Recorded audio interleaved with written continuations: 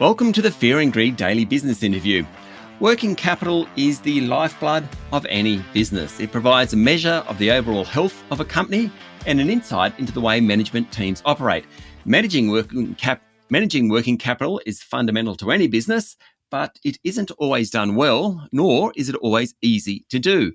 McGrathNicol, a great supporter of Fear and Greed, has just released its 11th edition of its Working Capital Report.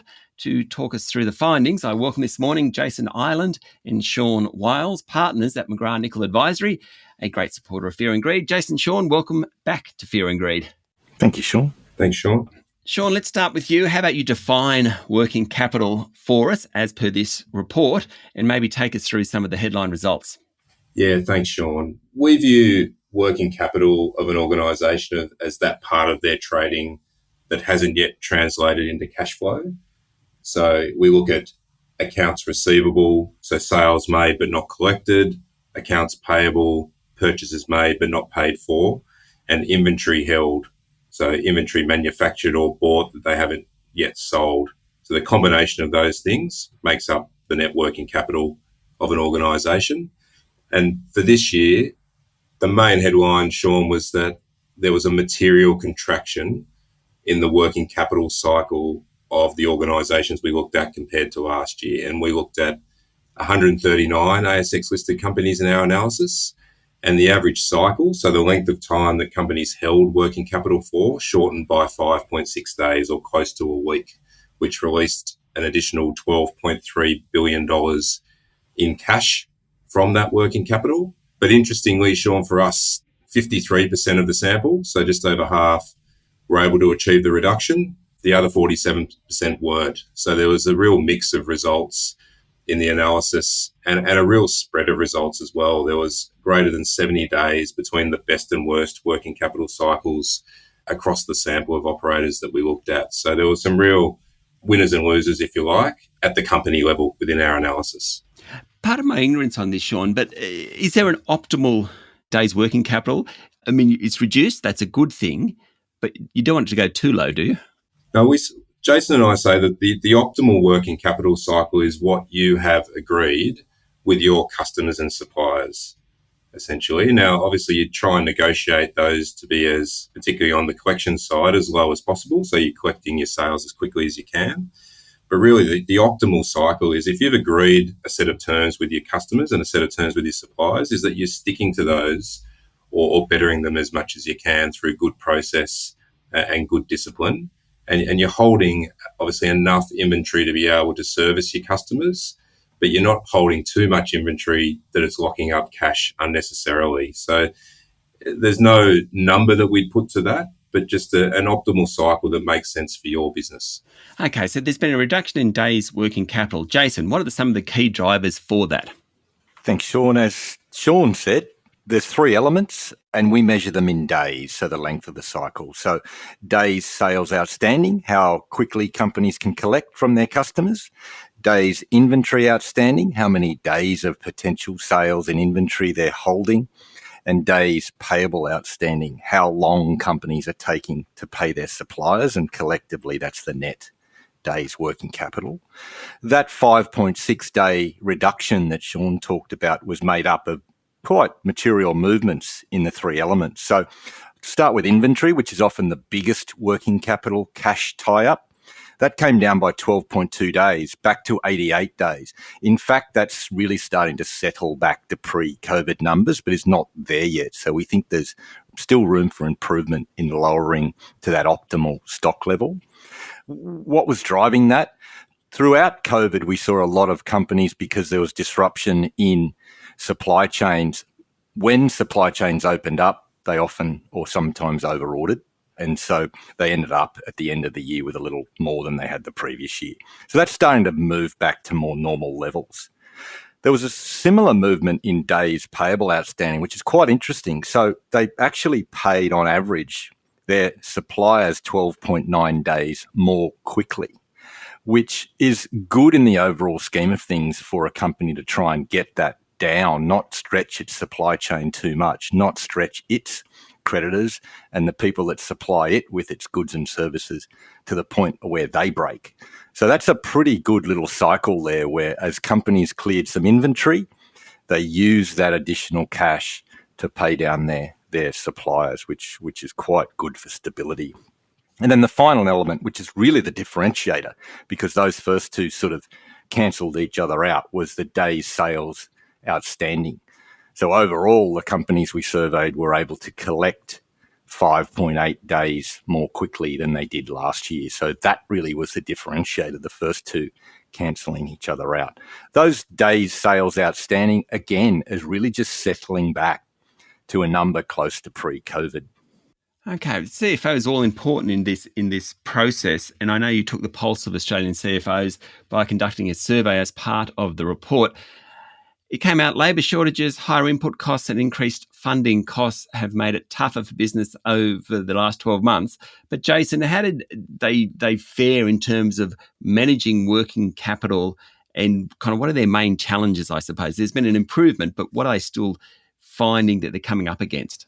Yes, so in terms of how did they fare, they fared pretty well. As we talked about, those numbers sort of seemed to move in the right direction, so they fared fairly well. But CFOs are paid to worry. So when they look forward, they are still very concerned and they think it will become harder. The numbers that came out of the survey were actually that 73% of the CFOs we surveyed actually found it really difficult in 2023.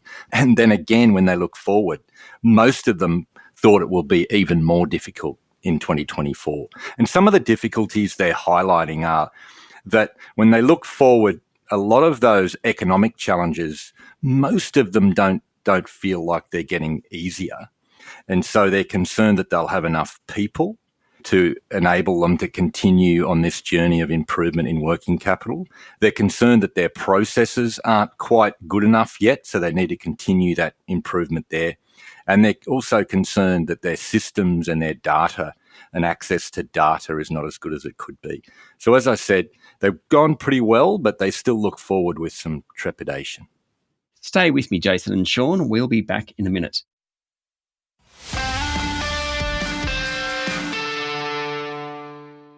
My guests today are Jason Ireland and Sean Wiles, partners at McGrathNicol Advisory. Okay, Sean, bringing you back into it, which sectors performed particularly well in 2023 and perhaps which sectors have got some room for improvement? Yeah, Sean, interestingly, for the first time in the 11 years that we've delivered our report, there was a decrease in days working capital across all the sectors we covered.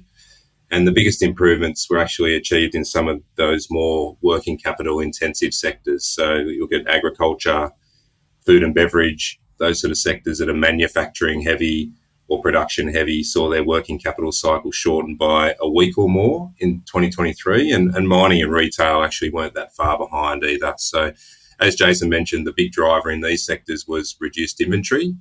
And not surprisingly, in some of the sectors where we've seen some stress reported recently, building products and construction being the main ones, there were smaller gains found. And this was largely due to that material shortening of the supplier payment cycle that Jason referred to, which is now at a decade low level for some operators in construction. And actually in construction and building products, we're starting to see the re-emergence of what we call a structural funding gap in the working capital cycle of those sectors. So that's where operators are paying their suppliers more quickly than they're collecting from their customers. And as you'd expect, that can contribute to more significant liquidity pressure if not gotten on top of quickly. So broadly, the sectors who have done better are doing better in terms of their working capital than those who are struggling more broadly. Yeah, and I think part of that, Sean, is, and Jason mentioned this, some of the improvement has come in those sectors that were inventory heavy the year before or held a lot more inventory through COVID. So you're starting to see that natural release through food and beverage and some of those other sectors where the supply chain was a little clunky for a few years. But yeah, you are seeing in those sort of project-heavy construction and building products in particular that have a big element of project management involved and some good level of dependency across the supply chain. And they're dependent on both bigger suppliers and customers as well as much smaller suppliers and customers, you're seeing the struggle in balancing and managing that working capital cycle, and the difficulty in doing so has definitely come through in the analysis over the last year. I'd say also, Sean, that some of the sectors that have actually struggled at that headline level have still managed to improve working capital because they have had to. So we always say that if you're going to have tighter margins, lower profit, you can counteract some of that by actually turning that profit, collecting more quickly, and turning that cash through your business more quickly. So some of those sectors, like construction, which had a tough year, actually still achieved improvement in working capital.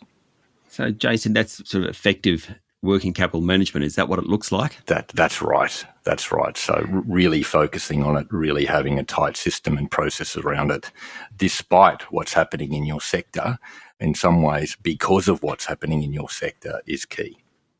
Okay, I have to bring a bit of patriotism into it. Melbourne Cup Day was yesterday, Sean. How do we stack up against the rest of the world? We stack up well, Sean. Australian companies actually showed the largest improvement in days working capital of all the regions we covered. And a big driver of that was that they collected from their customers more quickly than their counterparts across Europe, across Asia and the US.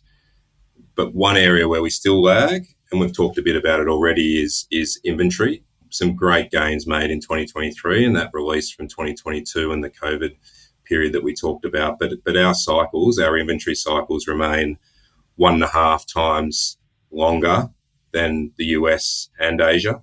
And no doubt there's an element of the tyranny of distance in all of that and in the metrics for local businesses, especially those that import and export. But it also shows that there is still room for further improvement in that part of the working capital cycle around inventory management particularly. A final one for you, Jason.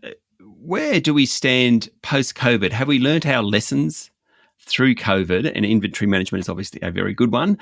Do you think we're in a better place now than we were beforehand?